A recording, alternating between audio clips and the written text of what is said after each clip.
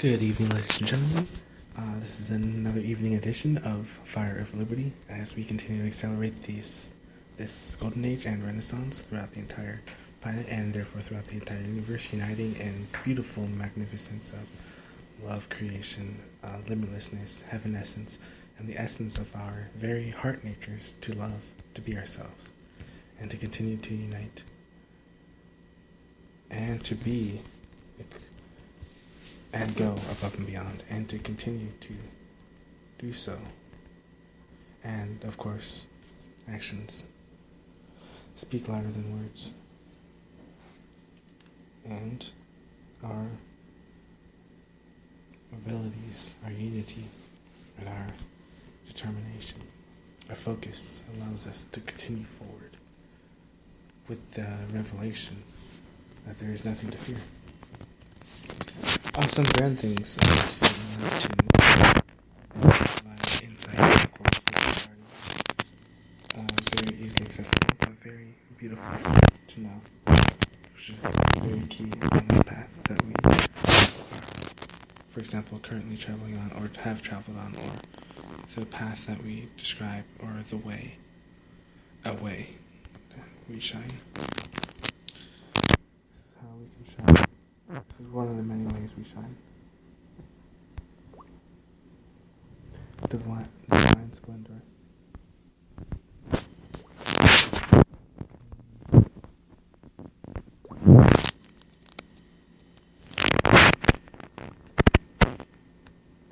To really describe more of our nature, per se, it's beautiful to know how well we actually are, how well we actually are, and what we do with our massive beauty that we all love.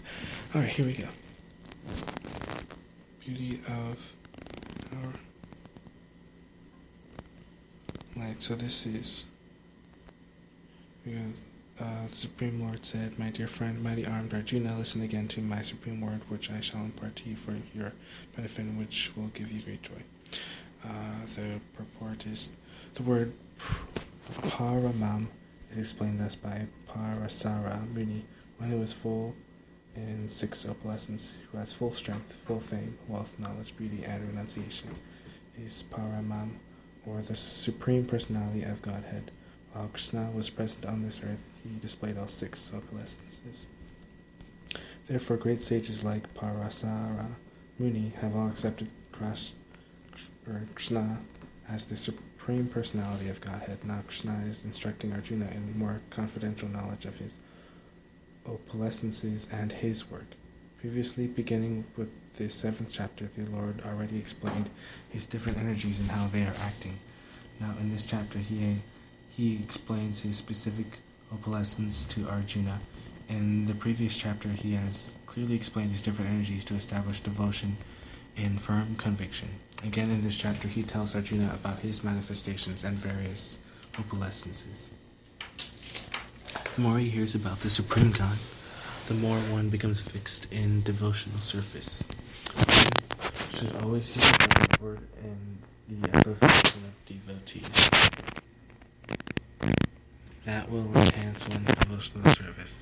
Discourses in the society of devotees can take place only among those who are really anxious to be in Krishna consciousness. Others cannot take part in such discourses.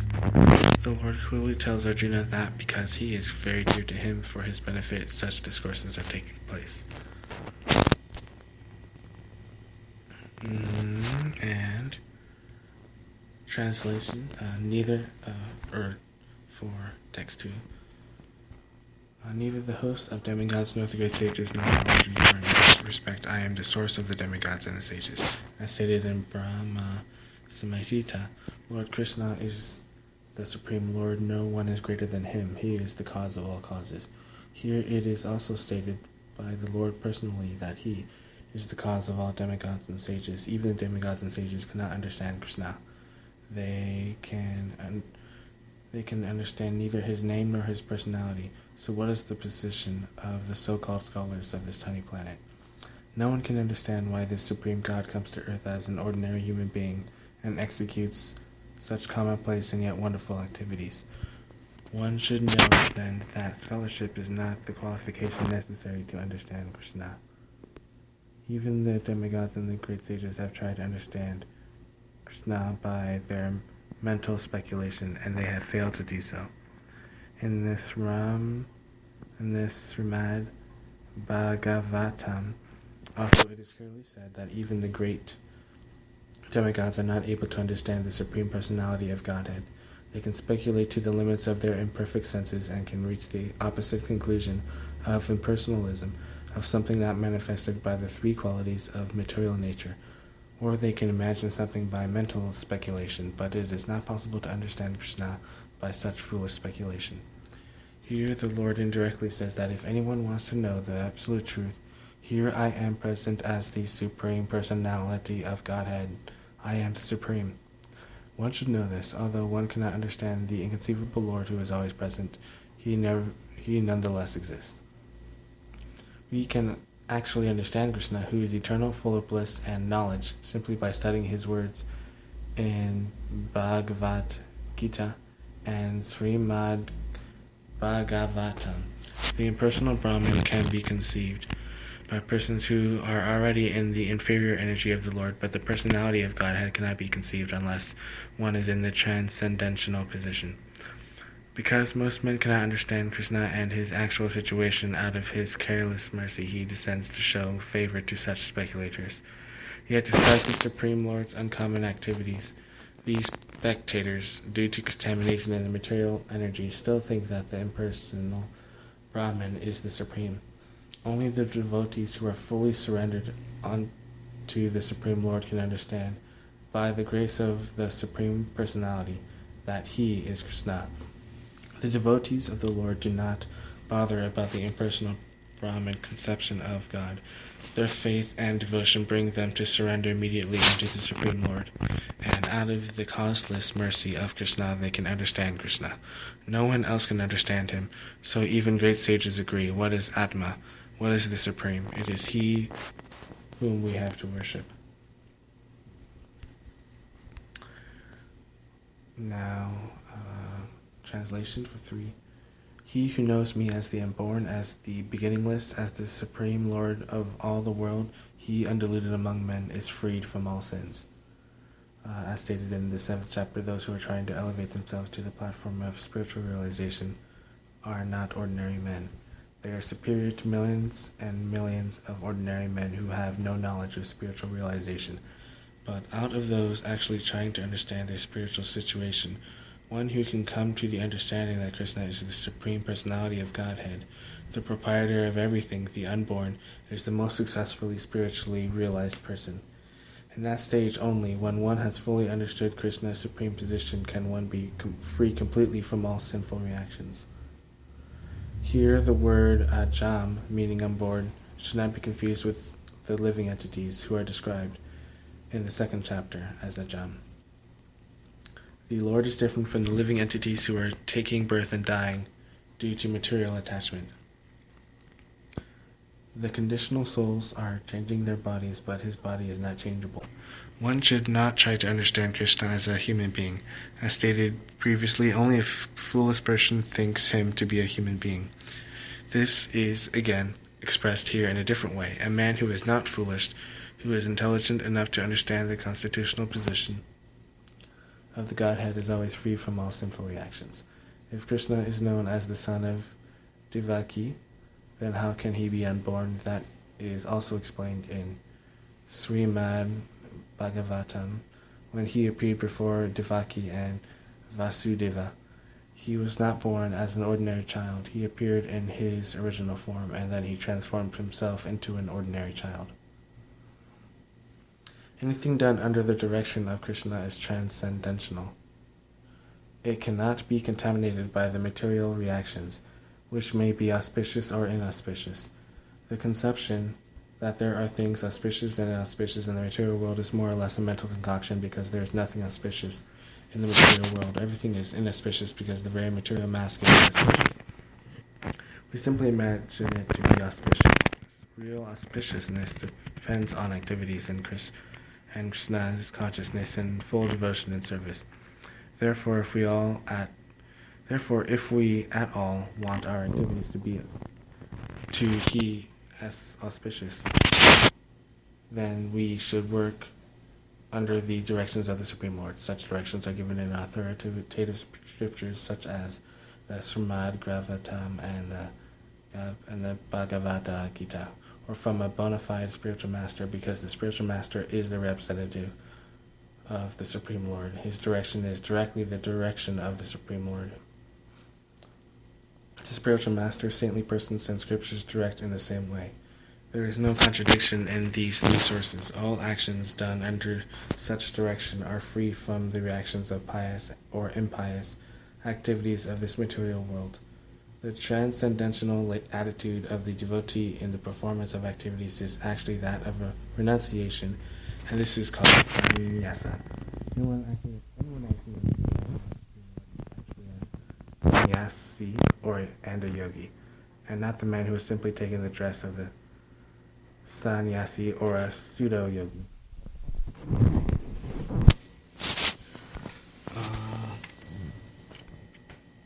Intelligence, knowledge, freedom from doubt and delusion, forgiveness, truthfulness, self-control and calmness, pleasure and pain, birth, death, fear, fearlessness, non-violence, equanimity, satisfaction, austerity, charity, fame, and infamy are created by me alone. The different qualities of living entities, be they good or bad, are all created by Krishna as they are described here.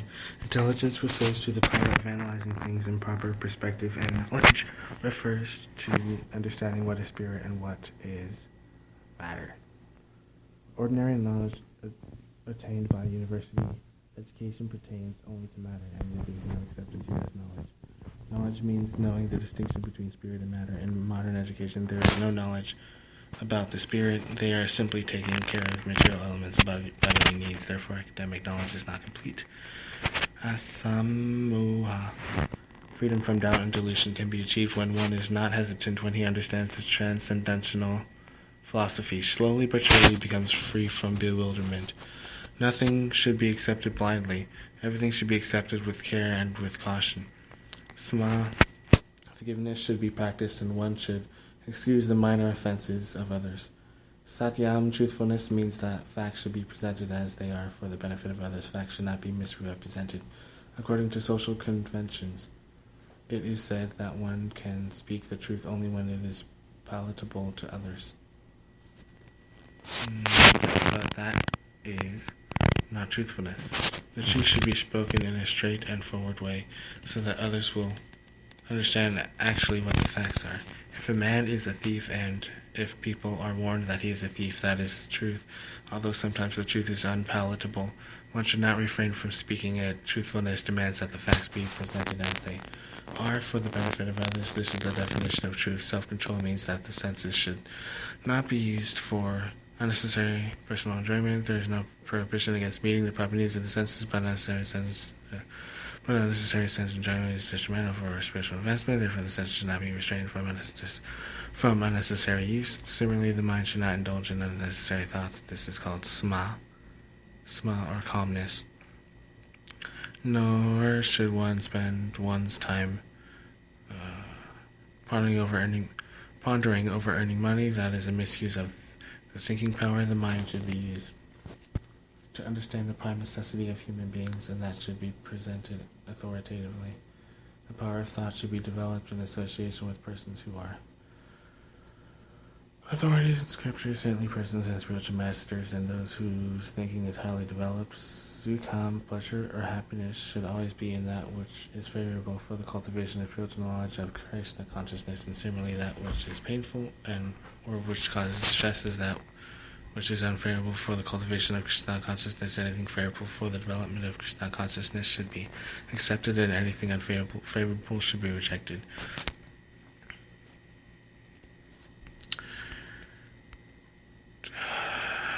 Bhava.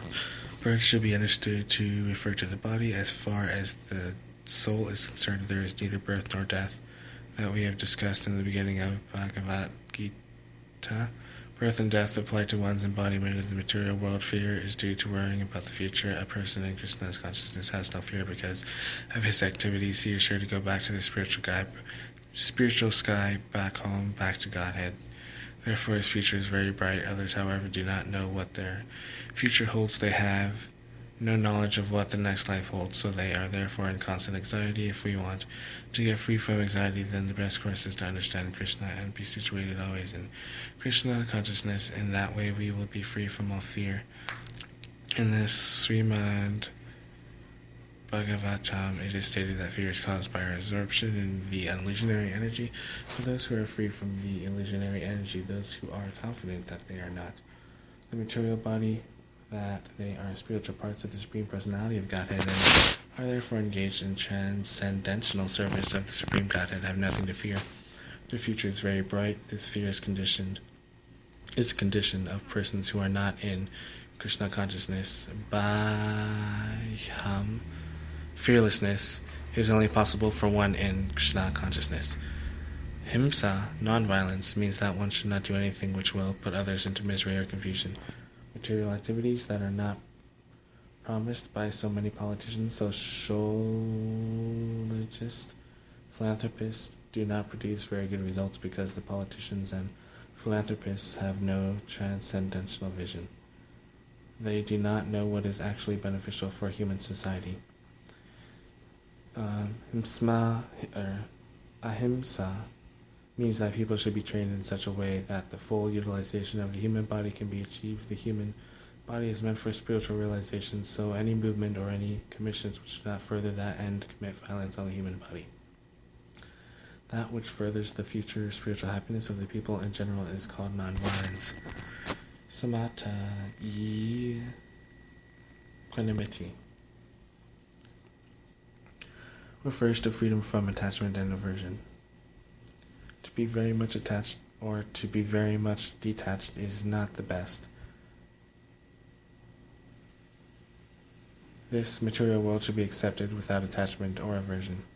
Similarly, that which is favorable for prosecuting Krishna consciousness should be accepted. That which is unfavorable should be rejected. That is called samatha, equanimity. A person in Krishna consciousness has nothing to reject and nothing to accept, unless it is useful for the prosecution of Krishna consciousness. Tasti, satisfaction, means that one should not be eager to gather more and more material goods by unnecessary activity. One should be satisfied with whatever's obtained by the grace of the Supreme Lord. That is called satisfaction. Tapas means austerity or penance. There are many rules and definitions in the Vedas which apply here, like rising early in the morning and taking a bath, which sometimes it is very troublesome to rise early in the morning, but whatever voluntary trouble one may suffer in this way is called penance. Similarly, there are prescriptions for fasting on certain days of the month. One may not be inclined to practice such fasting, but because of his determination to make advancement in the science of Krishna consciousness, he should accept such bodily troubles which are recommended. However, one should not fast unnecessarily or against Vedic injunctions. One should not fast for some political purpose that is described in Bhagavad Gita as fasting in ignorance, and anything done in ignorance or passion does not lead to spiritual advancement. Everything done in the mode of goodness does advance one, however, and fasting done in terms of the Vedic injunctions enriches one in spiritual knowledge. As far as charity is concerned, one should give 50% of his earnings to some good cause. And what is a good cause? It is that which is conducted in terms of Krishna consciousness. That is not only a good cause, but it is the best cause.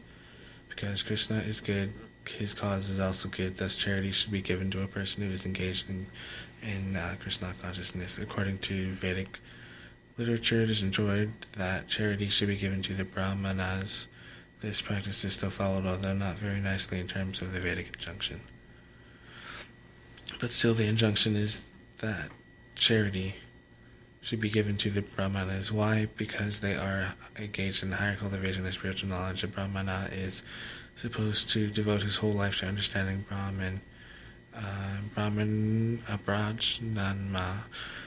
Abrajana, that's when he knows Brahman. He is called Brahmana. Thus, charity is offered to the Brahmanas because since they are always engaged in higher spiritual service, they have no time to earn their livelihood. In the Vedic literature, charity is also to be awarded to the renouncer of life, the sannyasi. The sannyasis beg from door to door not for money but for missionary purposes. The system is that they go from door to door to awaken the householders from the slumber of ignorance, because the householders are engaged in family affairs and have forgotten their actual purpose in life. Awakening their Krishna consciousness is the business of the sannyas to go as beggars to the householders and encourage them to be Krishna conscious. As it is said in the Vedas, one should awake and achieve what is due him in this human form of life. This knowledge and method is distributed by sannyasis, hence charity is to be given to the renouncer of life, to the brahmanas, and similar good causes, not to any whimsical cause. Yasa fame should be according to Lord Caitanya, who has said that a man is famous when he is known as a great devotee. That is real fame. If one has become a great man in Krishna consciousness and it is known, then he is truly famous. One who does not have such fame is infamous. All these qualities are manifest through the universe in human society, and in the society of the demigods there are many forms of humanity on other planets, and these qualities are there now for one who wants to advance in Krishna consciousness. Krishna creates all these qualities, but the person develops them himself from within. One who engages in devotional service of the Supreme Lord develops all the good qualities, as arranged by the Supreme Lord. Of whatever we find, good or bad, their origin is Krishna. Nothing can manifest in this material world which is not in Krishna. That is knowledge. Although we know that things are differently situated, we should realize that everything flows from Krishna. Krishna.